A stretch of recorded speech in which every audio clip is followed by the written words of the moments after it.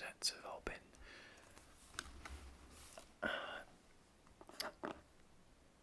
named after the year, I guess, so, or the upcoming year, really. So last year's core set was M15 for the 2014 to 2015 season, I guess, if you want to call it that. Anyway, but this one's breaking with that pattern. It's called Magic Origins, and it centers around origin stories of 5 planeswalkers, including this one right here. This is Nisa Ravane. It's also a bit different from previous core sets in that it introduces a couple of new mechanics, which, as far as I know, no core set has ever done, except for Alpha, of course. And it's also got more new cards in it, and fewer reprints. I mean, it still has a lot of reprints because it's a core set, but it has a number of new cards in it as well, including 5 new double-sided Planeswalker cards. So, anyway, this is going to be a traditional fatback unboxing, as I have done numerous times before. We'll look at the packaging and materials and the collector's guide, and then we'll dive into the boosters, and I'll probably open 2 or 3 of those, so let's take a look at it.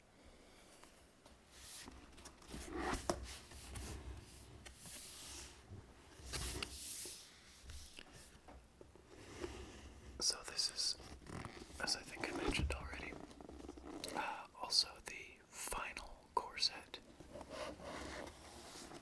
that Wizards is going to be releasing. They're moving away from the core set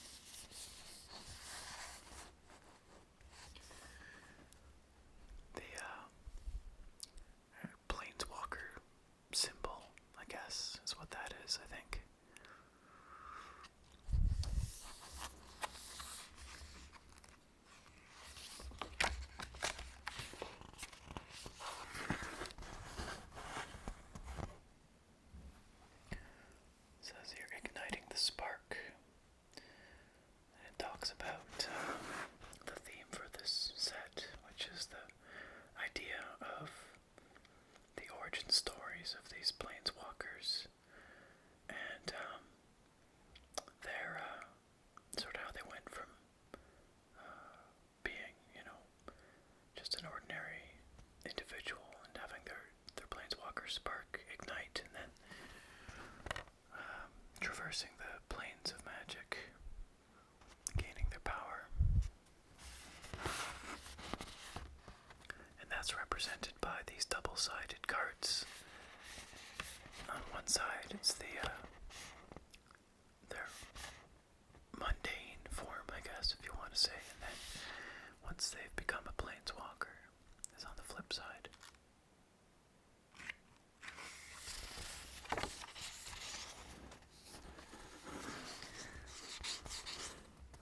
Here we have a primer about the magic multiverse, the concept of planeswalkers traversing these different planes of existence.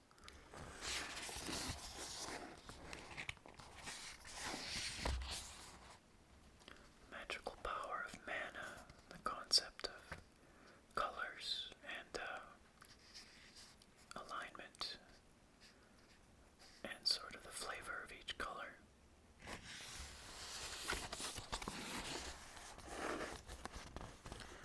And it looks like we have a biography on each of the planeswalkers featured in this set. So for white we have Gideon Jura.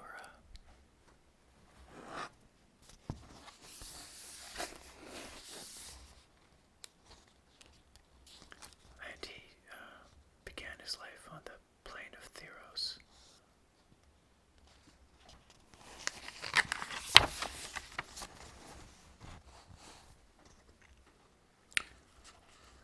And then we've got Jace Bellerin, who is the blue archetypal planeswalker. And he began his life on Ravnica.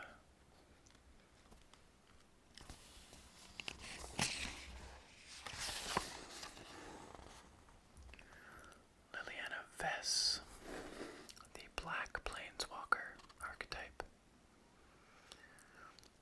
who began her journey, her life on the plane of Innistrad.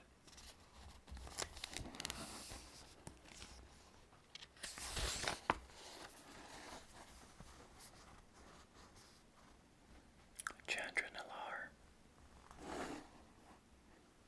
I don't actually remember where she's supposed to have started off.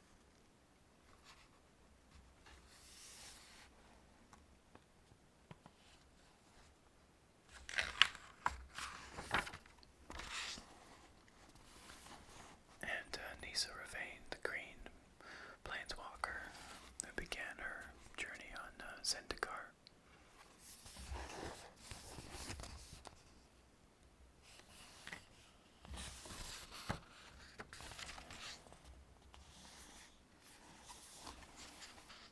Here we have the 10 coolest Magic Origins cards, which naturally features some planeswalkers.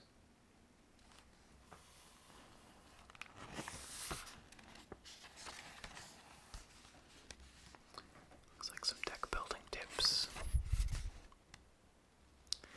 And then the so-called card encyclopedia.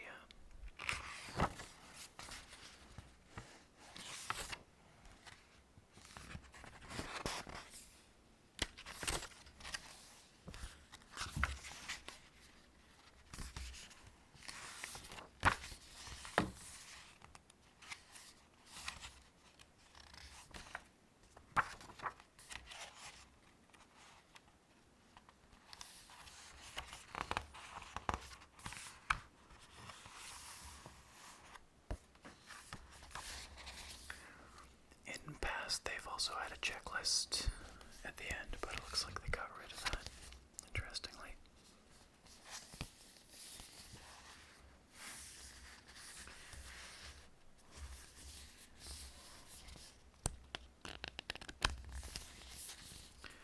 So that's the player's guide to the final core set. It's a big set. It's 274 cards or something like that. 272 maybe.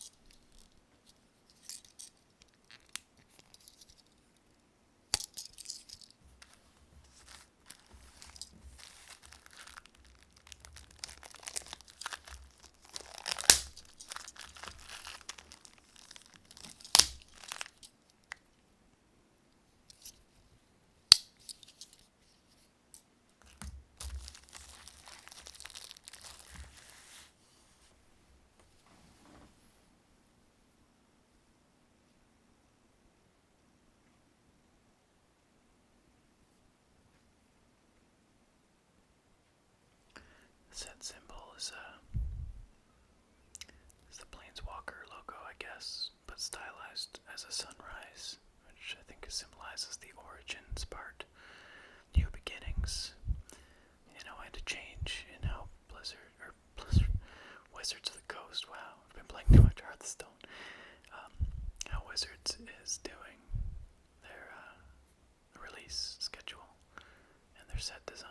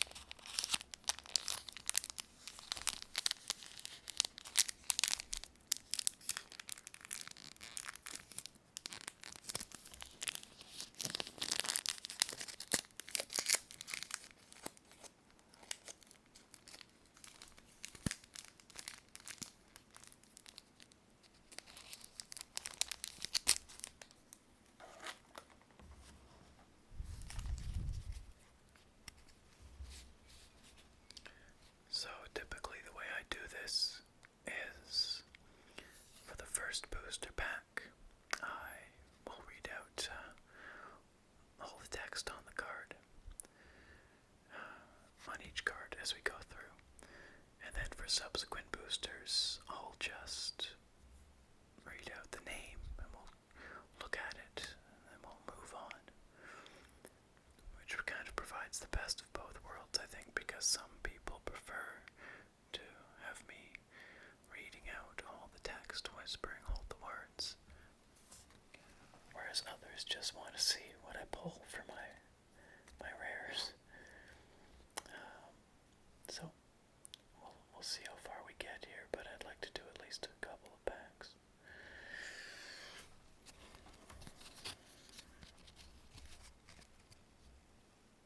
So first up we have Majoring Bully, a 2-mana red creature, human warrior, with prowess, which means whenever you cast a non-creature spell, this guy gets +1/+1 until end of turn. And he attacks each turn if able. And he's 2/2. And the flavor text reads, "Don't be rude, Bellerin. We just want to enjoy the view with you." Which is obviously referencing Jace's origin story.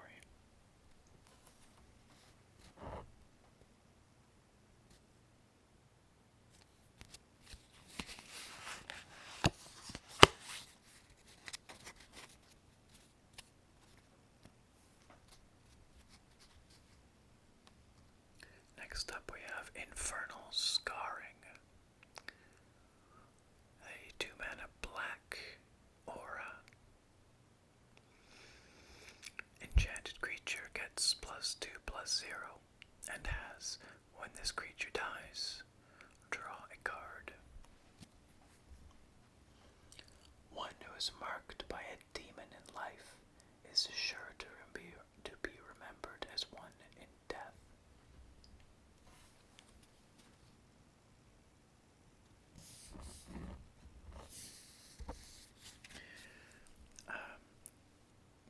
As an aside, I've got the autofocus turned on my camera, which is great because I can hold the cards right up to the lens and it'll focus nicely. The downside is that you may have been hearing some mechanical sort of clicking, whirring noises. That is the sound of the autofocus. It's actually very, very quiet, but so is my video. So it is audible, and I hope it's not too annoying. I know some people took issue with it in one of my previous videos, so this time I attempted to move the mic a little further away from the camera. We'll see if it helped at all. I don't know. Hopefully, you can let me know in the comments, but it may still be somewhat audible, and there's very little I can do about it, unfortunately.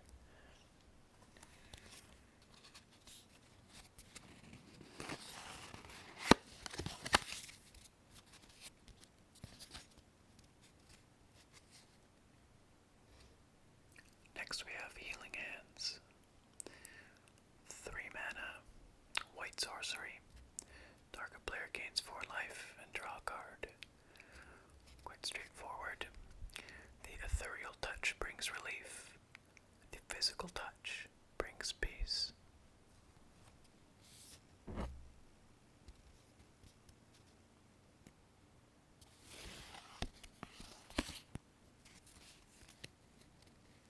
Some pretty cool artwork, some pretty fancy armor she's got on there. Deadbridge Shaman, a black elf shaman creature, 3 mana for a 3/1. And when Deadbridge Shaman dies, target opponent discards a card. Ending her life won't end the infestation.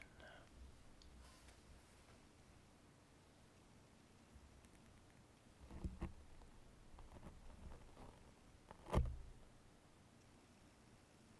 think I keep bumping the microphone with the cards there.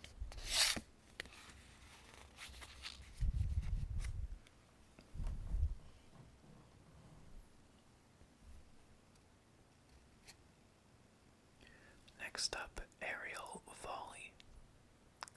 1 mana green instant. Aerial Volley deals 3 damage, divided as you choose, among 1, 2, or 3 target creatures with flying. Drakes can swerve to avoid a single arrow, but they can't dodge the whole sky.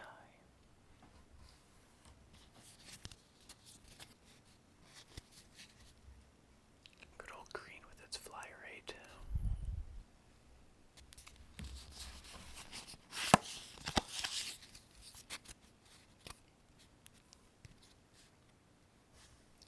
Bone to Ash. Interesting card art. It reminds me a little bit of the old Disintegrate card from the art from, I guess, the original sets. I don't know, Alpha, Beta, Unlimited. The sort of skeleton getting all its flesh blasted off, I think. Anyway, a 4 mana blue instant. Counter target creature spell and draw a card. I can think of worse ways to go. On second thought, maybe not. Attributed to Ludovic, a necro-alchemist.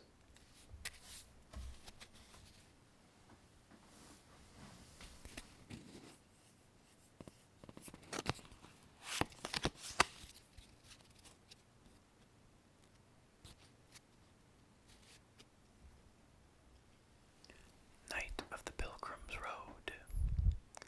3 mana, white, knight, creature. 3 power, 2 toughness. And with Renown 1. When this creature deals combat damage to a player, if it isn't renowned, put a +1/+1 counter on it, and it becomes renowned.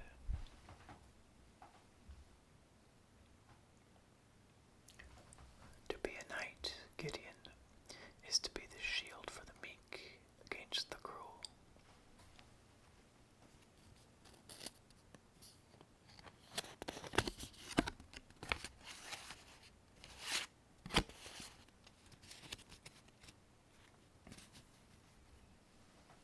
Looks like we're seeing the Nantuko again in this set. Insects. The Nantuko Husk. 3 mana for a black zombie insect. 2/2. With a sacrifice a creature to give it +2/+2 until end of turn. The soul sheds light, and death is its shadow. When the light dims, life and death embrace. Which is evidently Nantuko teaching.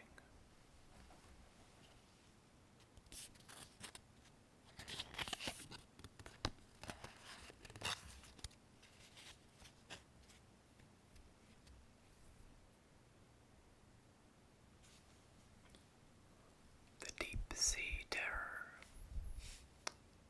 A 6 mana blue serpent creature.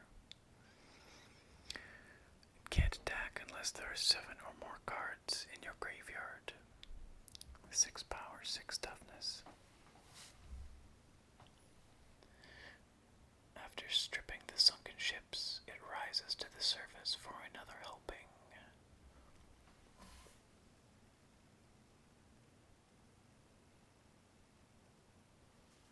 Neat art, but not a particularly good card.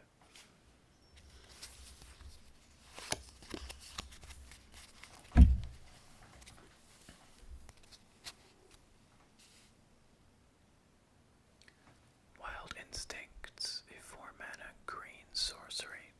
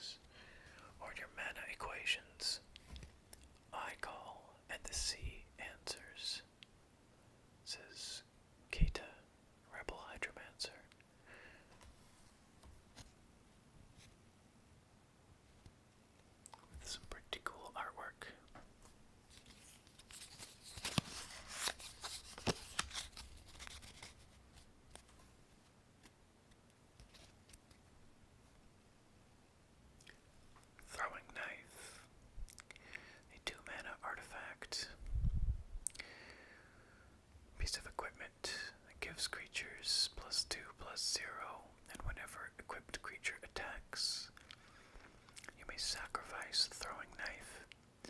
If you do, throwing knife deals 2 damage to target creature or player. And an equip cost of 2.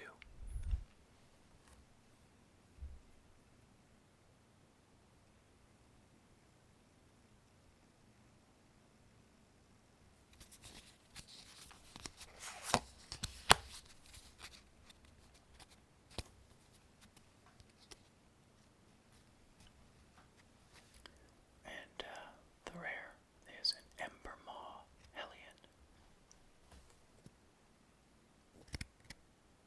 A 5-mana red creature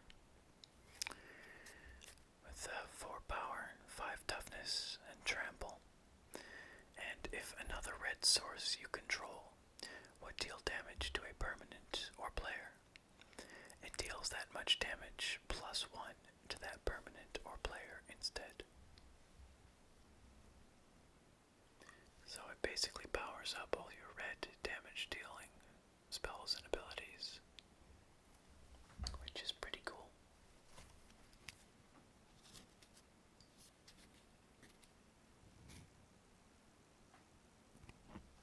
And that is a pretty badass art.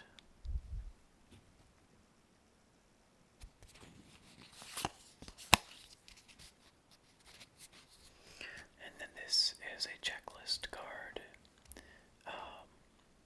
for use with the double-sided cards in this set, because obviously if you have a double-sided card,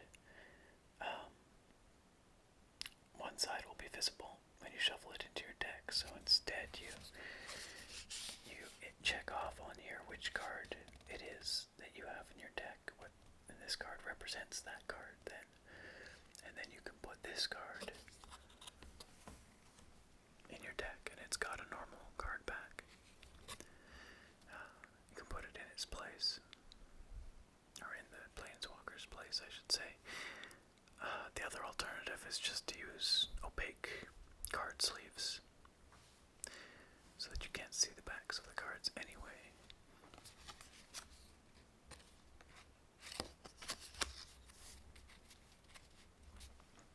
And then a little lore card, I guess.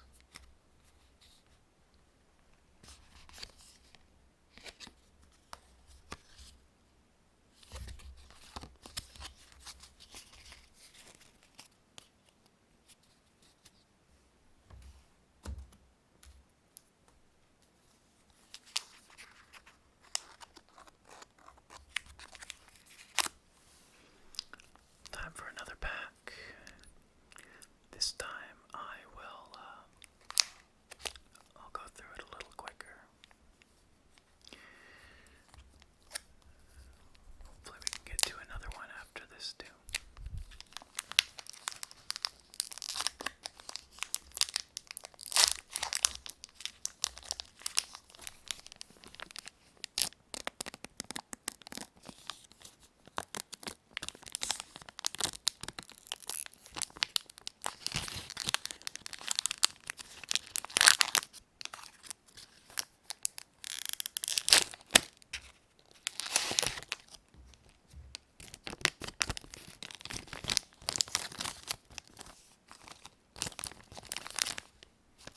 This one has Jace on the front.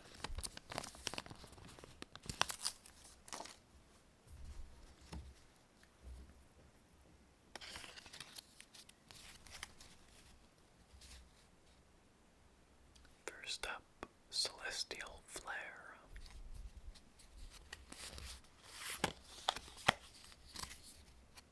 Followed by Dark Dabbling.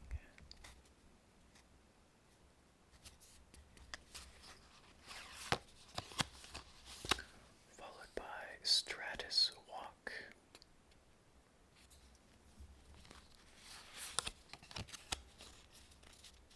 And good old Titanic Growth.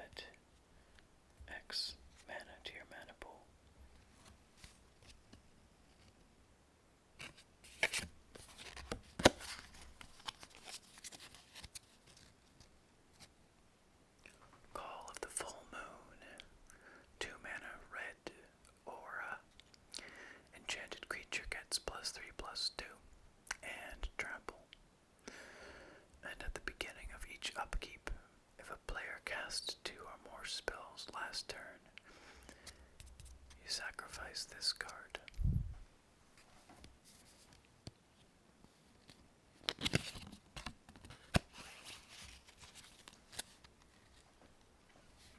Zendikar's Royal. 5 mana, green enchantment. Whenever a land enters the battlefield under your control, put a 2/2 green elemental creature token onto the battlefield. I was wrong. Zendikar isn't after me. It isn't after any of us. It's not evil or vengeful. It's magnificent, but it's in pain. Said Nisa.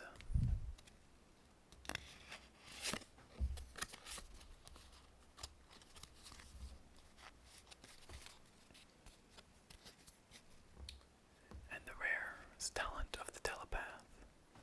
A 4-mana blue sorcery. Target opponent reveals the top 7 cards of his or her library. You may cast an instant or sorcery card from among them without paying its mana cost. Then that player puts the rest into his or her graveyard. It's pretty good. With Spell Mastery, which is a new keyword phrase, I guess. If there are 2 or more instant and or sorcery cards in your graveyard, you may cast up to 2 revealed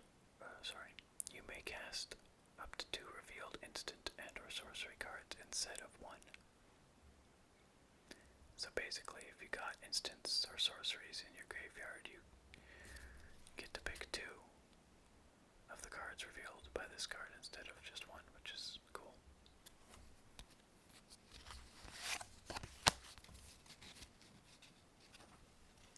And a shiny foil guardian automaton.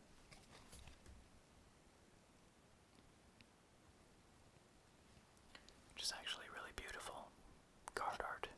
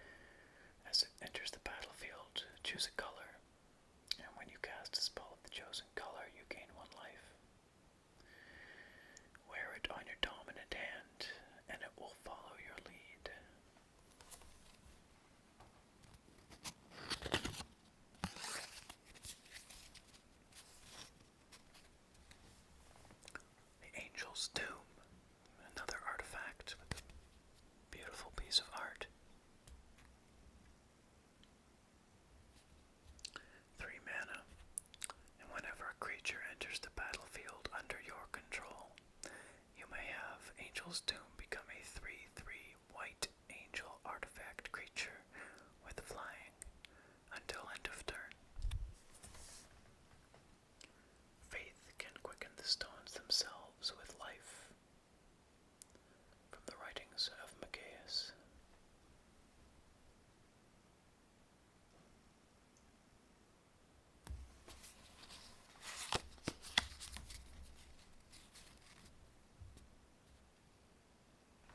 The Blightcaster, 4 mana, black, human wizard, 2 power, 3 toughness, and whenever you cast an enchantment spell, you may have target creature get -2/-2 until end of turn.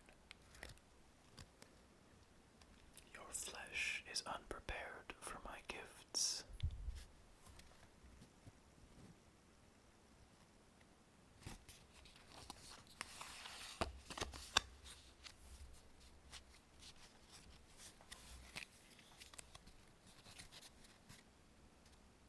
And the rare Chandra's Ignition, 5 mana, red sorcery. Target creature you control deals damage equal to its power to each other creature and each opponent.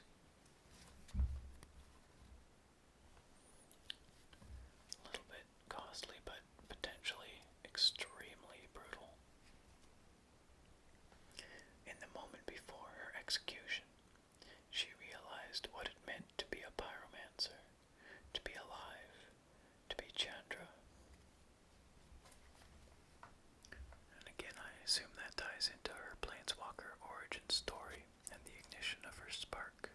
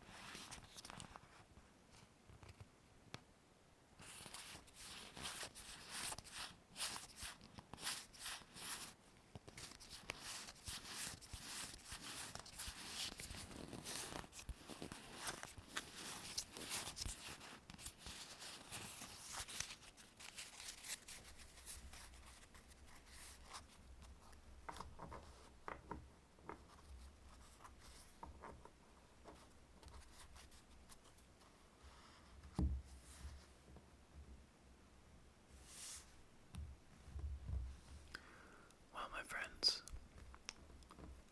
I say that is that for another Magic the Gathering set, another fat pack. The final core set, as far as we know, ever to be released. But I suspect they have something planned. Wizards has some other idea in mind. I don't know exactly how it's gonna pan out from here, but anyway, I hope you enjoyed that. Gosh, what's coming up? I'm going to be away again for a little while. I'll be back next week, middle of the week. So if I don't get to your comments right away, please don't take that the wrong way. I'm just not here for a little bit. I'm going to be out on the wild west coast of Vancouver Island, and it's gorgeous out there. I'm going to be camping, and while I'm camping, I'm going to try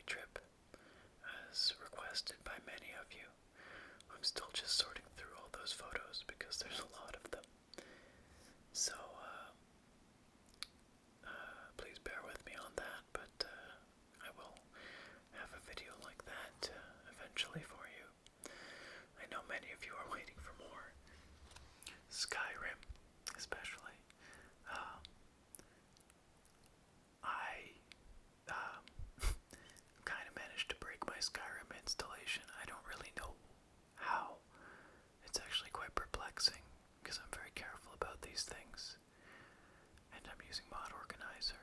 But anyway, I don't want to explain it all right now, but suffice to say, my Skyrim is not working. Hasn't been for a while. Even after a reinstall, which is the really perplexing part. But anyway, I'm going to be wiping my drive and reinstalling Windows 10 when it launches at the end of the month. So at that point, I will rebuild my Skyrim installation, and eventually I'll have a new video, a new Skyrim Wander for you guys. That's enough talking. I don't know if anyone listened this far,